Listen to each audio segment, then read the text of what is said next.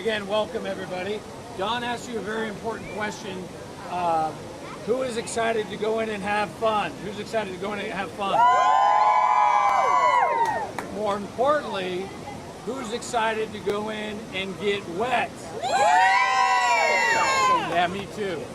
This is a very exciting time for Six Flags here, Six Flags Hurricane Harbor. This is the single biggest attraction that we've put in to this park in over a decade, in over 10 years.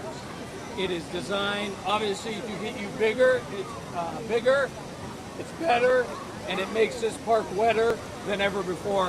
And we're very excited to present this to you today, and very excited for you to be the official first visitors to get completely soaked in the new Splashwater Island. What do you guys think?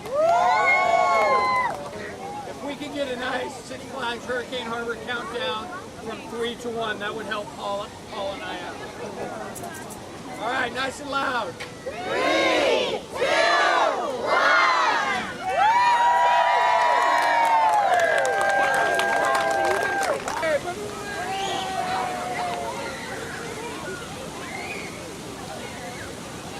1.